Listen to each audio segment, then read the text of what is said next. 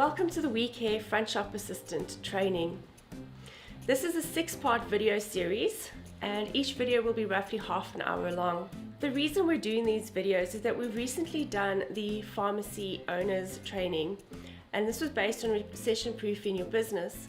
One of the key things that we were discussing in this training was that our pharmacists and our owners need to invest in their staff. And one of the ways of investing in your staff is obviously to provide them with good quality training. And that's how these video series came about. In this first video, we're going to look at 3 topics. We're going to look at customer service versus the customer experience, that all-important first impression, and how to build your relationships with your customers. Every person involved in the business is tied to the results of the business. Our everyday interactions really do have a bearing on the way that we build and maintain our relationships with our co-workers and our customers, and that in turn has an absolute direct bearing on the health of our business. What makes independent pharmacy, what makes your pharmacy stand apart from the big corporates like Clicks or Dis-Chem? It is the ability and the willingness to really get to know our patients and to build those relationships. It's the commitment that you can make to being a partner in your patient's healthcare. Let's take a quick look at customer service. I want you to think about the stores that you go back to over and over and over again. Now think about why you go back to those stores. I bet there are probably 6 reasons. You're either going back there because it's fast, because the price is good, quality is good, there's luxury, it's user-friendly, or customer service. Delivering world-class customer care means having the capacity to provide a memorable experience to each and every individual customer who walks to your door. World-class customer care is not about meeting expectations, it's about exceeding your customers' expectations and looking for the opportunities to provide unexpected wow moments in unique ways. If you think about it, the customer is the rater of your service. Customers are going to evaluate the level of customer service that they get according to 6 main criteria, and we're going to cover those quickly. Reliability, so providing a constant service level, delivering promises accurately and timelessly. 2 is assurance, your ability to convey a feeling of trust to your customers, your knowledge, your competence, your courtesy. 3rd is the tangibles, the physical condition of your facilities, equipment, your pharmacy, your personal appearance. Empathy, having the capacity to understand, being aware of and sensitive to the feelings, thoughts and experiences of your customers. I'm going to look at that a little bit more in-depthly in a minute. And lastly, responsiveness. How soon do you solve your customers' issues, their problems, their concerns? In other words, how fast is your reaction to your customers' wants and needs and requirements? Let's come back to that empathy. Let's touch a little bit more on the empathy element. What is the difference between sympathy and empathy? Sympathy involves identifying with and even taking on another person's emotions. So a sympathetic response would be, I'm really angry about that too. Whereas empathy means acknowledging and affirming the other person's emotional state. So an empathetic response would be, I can understand why that makes you angry. Responding to your customers with sympathy, in other words, getting as upset as they are, puts you on an emotional roller coaster. It can leave you worn out and frazzled at the end of the day.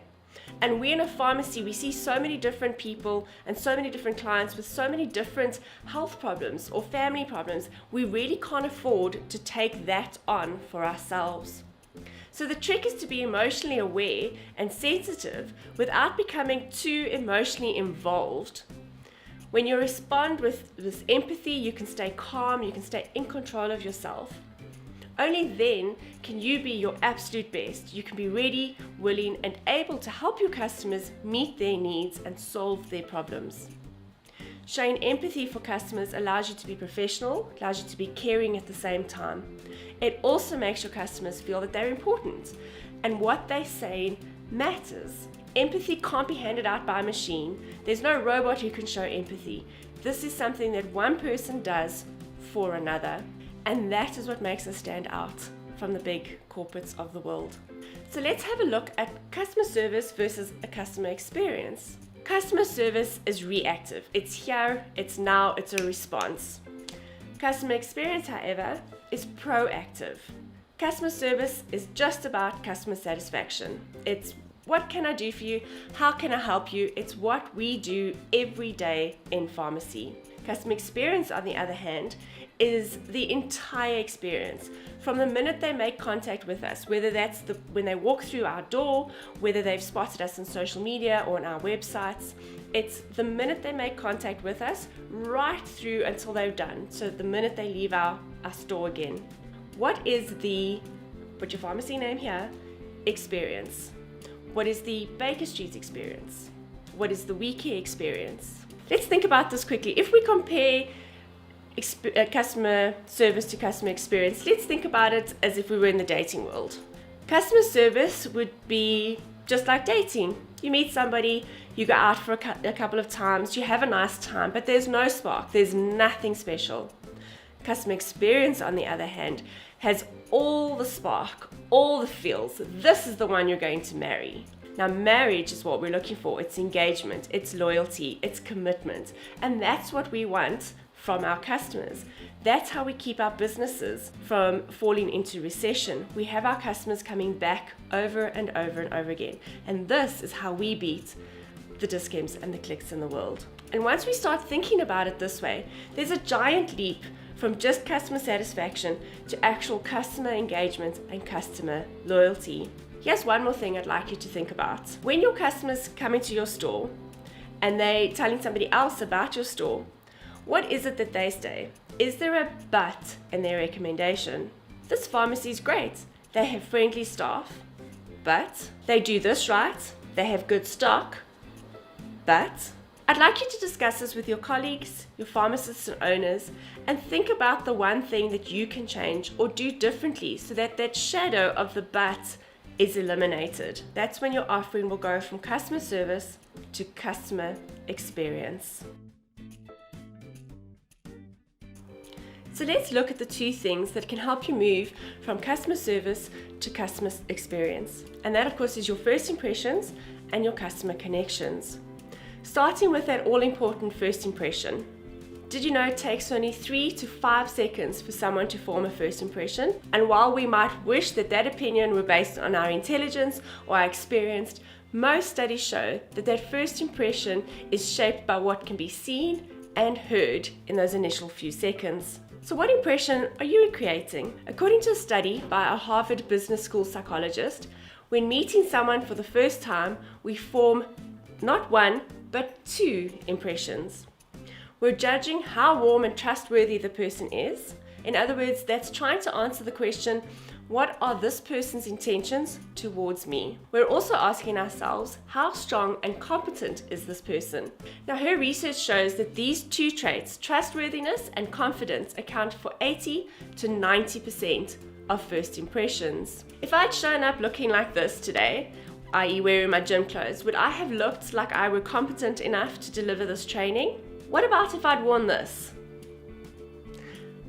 It's a perfectly fine dress, it's just not appropriate for in the pharmacy, more appropriate for a Friday night out with the girls.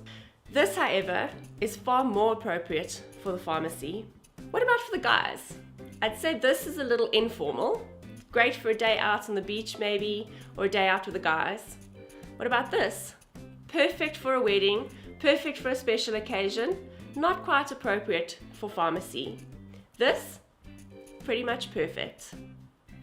So what I'm trying to get at here is that you have to present yourself appropriately. And when it comes to making the first impression, body language as well as appearance speaks much louder than words. Ensure that you're dressed appropriately. You want to look professional, trustworthy, confident. What about your grooming? You want to be clean and tidy in your appearance, and you want to have a good haircut or shave if you're for the guys, clean and tidy clothes, neat and tidy makeup for the girls, probably not 8-inch heels for the girls. Those feet will kill you at the end of the day. Make sure your grooming is appropriate and helps you feel the part. Let's look at body language. Your body language should be relaxed, confident, and comfortable. Use your body language to project appropriate confidence and self-assurance. Stand tall, smile, make eye contact, and greet appropriately. Firm handshake if that's possible. All of this will make you project confidence and encourage both you and the other person to feel better at ease. Don't forget the award-winning smile. As the saying goes, smile and the world smiles with you. So there's nothing like a smile to create a great first impression. A warm and confident smile will put both you and the other person at ease. Smiling is a winner when it comes to making a great first impression. But don't go overboard with this.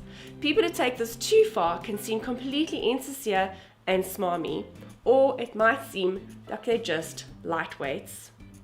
And remember your greeting. A good, firm greeting will go a long way in starting to build that connection, which is where we're going to move on to next. This brings us to building connections and relationships with our customers. Independent pharmacies are in a unique position to be in tune with their local communities and in touch with their customers. I love going to my local Italian restaurant, and I'll tell you why. When I walk in there, I feel like I'm walking into a place that feels like home. I walk in and the people know my name. The owner comes over and asks how we're doing, how the family is. And I really do feel like I'm at home. So they're not the most convenient. They're not even the cheapest Italian restaurant in my neighborhood. Pizza Perfect would deliver on a rainy night, but it's worth going out on a rainy night to my local Italian restaurant because I feel like I'm part of the family. And whenever I walk in there, I have the soundtrack to the old Cheers comedy in my head, and it always plays over and over in my mind. You wanna go where everybody knows your name. So one of the biggest and easiest ways for you to build that connection with your customers is to learn to know or learn their names. And we can help you with that. We have a report that your pharmacy owners get every week with the top 50 customers. Go and ask your pharmacy owner for that list. Learn your customer's name. Building that customer rapport is what will keep your customers coming back. So let's look at a couple of things you can consider while building rapport. Smile. Try to smile more when you're with your customers. The way you show your enjoyment in the relationship, the more at ease and comfortable your customer will feel. Genuinely compliment your customer. Few people actually do this. If you can't genuinely compliment your customer, then don't do it. Nothing kills rapport more quickly than a phony compliment, and our customers will hear it. So try and find something you can genuinely compliment her on. Her earrings, a good haircut. If they're irregular, you'll notice these things. Take a genuine interest in your customer. Most people see through feigned interest, and when they do, you'll fail to build that connection that you desire. Choose the right time to ask about their hobbies, their families, their interests. Find something that you might have in common with them, and try and share this with your customer, and talk about this to break the ice. Listen carefully. Another strategy to developing connections with your customers is to listen actively, and we'll cover that in our next video. Give them your total and undivided attention. Try and avoid interruptions and distractions like the phone ringing or people calling you from across the room. Make your customers feel as if they are the center of your universe. You not only need to listen to what your customers are saying, but you need to listen carefully. Active listening means paying attention, asking questions, restating the message to make sure you understand what the customer is saying and what they're asking. Also bear in mind that when we're in pharmacy, we sometimes deal with emotional customers. They may come in and have received bad news, or they may not want to talk about a sensitive subject. So when you're listening, ask the right questions and the appropriate questions to try and get the right information from your customers. Try to speak your customer's language. Don't try and impress your customers with lots of jargon and technical terms that they're not going to understand. It'll go right over their heads and you might end up confusing them and alienating them. Assume your customers know very little about what you do. Use clear and simple language to express what you have to offer and try and explain clearly what you're saying. Don't be afraid to ask questions if you don't understand. Don't disagree immediately. Another way to kill rapport is to immediately disagree with your customer or to appear argumentative. While agreeing with your customer can be a powerful tool for building rapport, disagreeing can be equally powerful for destroying that rapport. When your customers say something you agree with, let them know that you clearly and empathetically agree. Couldn't agree more with you. When customers say something you may not agree with, don't immediately disagree, no matter what you think. Try and focus instead on where you do agree, or try to see the customer's point of view. Consider saying something like, I agree with you, or I can appreciate how you may feel, or I never thought of it that way. That's an interesting way to look at it. And lastly, choose your battles. When you disagree with a client, make sure that you oppose the point and not the person. Keep in mind that any battle with a customer has only one winner, and that's the customer. He or she can always take their business somewhere else, and then you've lost. You will not build lifetime connections and relationships with customers by making them feel like they're not intelligent or that they've made poor choices. You will build your relationships by gently pointing out faulty thinking, sharing your expertise, and offering creative solutions. There's one last thing I'd like to add to this video, and that is how to deal with a challenging customer. Stay calm. Nothing will fuel your customer's anger more than you getting as worked up as they are. Remember to let your customer vent. Often a customer will feel better just having gotten the words off of their chest. So allow them to vent, allow them to get the full problem out into the open, and then deal with the emotion first. Remember that when dealing with the emotion, to try and avoid emotional trigger words. Trigger words, for instance, such as policy. Nobody likes to hear that it's pharmacy policy that they cannot get what they want, or that they cannot be helped when they want to be helped. So try this instead. Here's what we can do. Another trigger word, of course, is can't. Always try to rephrase it into something positive. We can't do this, but we can help you in this way. No, I don't know. Is often much better. Give me a minute, I'll go and find out. And that all important but. Nobody likes to hear but in the middle of a sentence. Try and change that to and. You should have sounds very accusational. Rather try things like what others have found helpful. The last emotional trigger phrase is the only thing we can do. Rather try and phrase that such as a good option for you would be. That brings us to the end of video 1. What we'd like you to do is to answer the questionnaire that has been sent to you and to now email that back to us. Please also remember to send us some feedback and any questions that you have. Remember at the beginning of the video, we were talking about the but scenario, and I'd asked you to email me what your discussions were with your pharmacy owners and your colleagues. So please remember to send that to me as well. In the next video, we're going to look at communication skills. Remember, a satisfied customer is the best business strategy of all. Thank you. Until next time.